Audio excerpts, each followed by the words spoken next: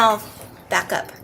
Alright, so to make a planet, first thing you want to do is make an empty new layer. Go all the way up to the top of your layer panel and make it there. Click there, and then that way it won't be below your stars.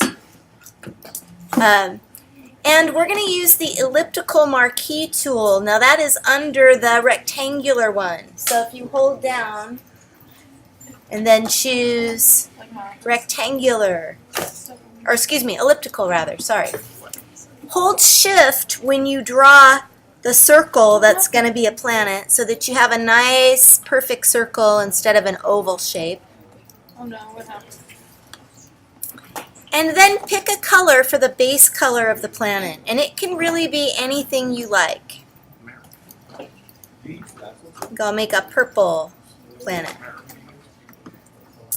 And then choose the paint bucket tool, and that once again is under your gradient tool. And click in the center of that circle.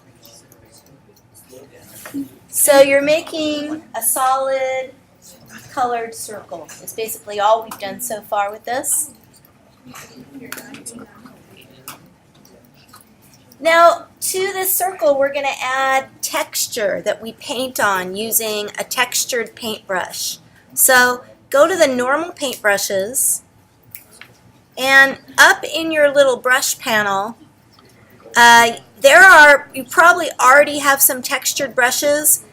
Maybe not as many as I do because I've loaded a lot of those, but you can always go to this little triangle and you can load more. So down through here, I would load dry media brushes. Those are good ones.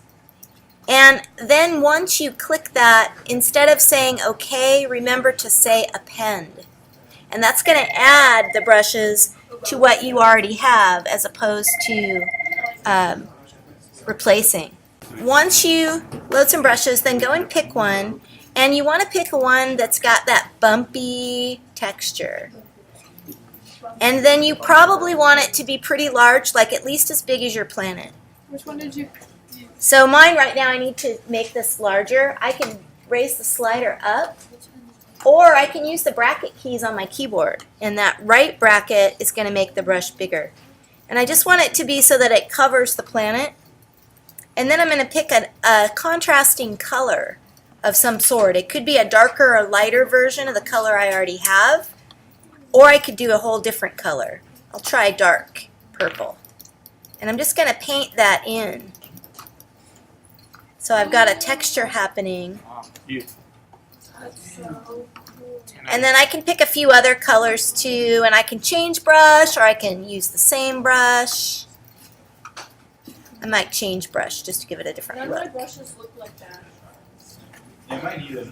You don't have little bumpy brushes? Load Yeah, them. they look like that. They look like. And you have to do that different color? Yeah, I would put about 3 different colors or so on there. I went to here, and then did you guys add some brushes? I went to the very bottom, and I clicked on that one. And then I had to make it bigger. It actually 29. So yeah, you can just try out different ones, different Okay, when I colors. click on my little dot, it doesn't do anything. Little dot. Yeah, my big dot, my planet. Oh, you would have messed with Maybe because I need to pick a color. Yeah, pick a new color. What would you do with orange? Yellow. I don't know. Anything will work. And even once you pick a color, guys, you don't have to necessarily stick with that color. You could always change the hue. Oh, you're really good at this. Noticing my opacity and flow are really down.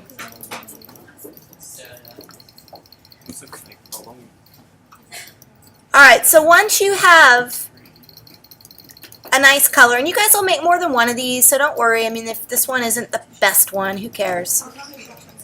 So once you have some texture on there, then here's what you do. You go to Filter, and you go to Distort, and you choose Spherize. See where I am? Spherize is going to wrap that texture around a sphere-shaped grid. And you can see it right here, an example of it. Now if you zoom out by clicking the little minus, you'll see what that's going to look like. Oh, that looks cool.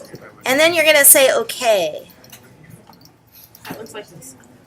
And you could even spherize twice if you want to. Try it, see if it looks good. Sometimes it looks better to go twice, but it's up to you. So there's a second time. I think I like just once. You could do a little less too. You could do 50 if you wanted to. So that's filter, distort, spherize.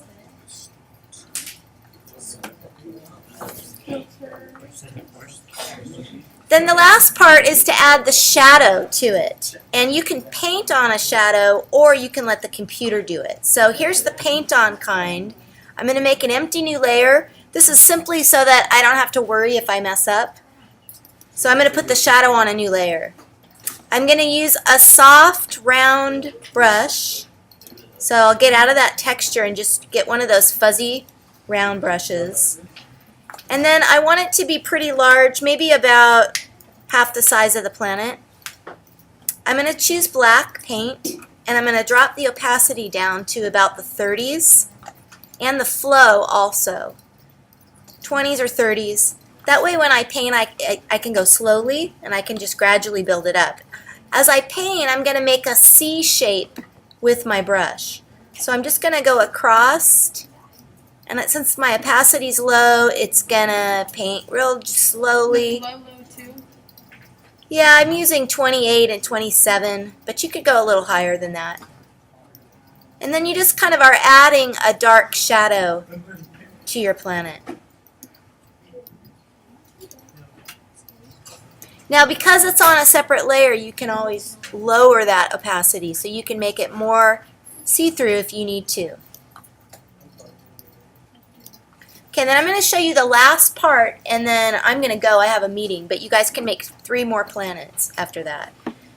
Here's the other way to do shadows. Okay, you go to the layer that the planet's on, and just like we did with our postcards when we made beveled letters and strokes on letters and shadows on letters, we're going to make an inner shadow on our planet. So you double-click, you get to inner shadow.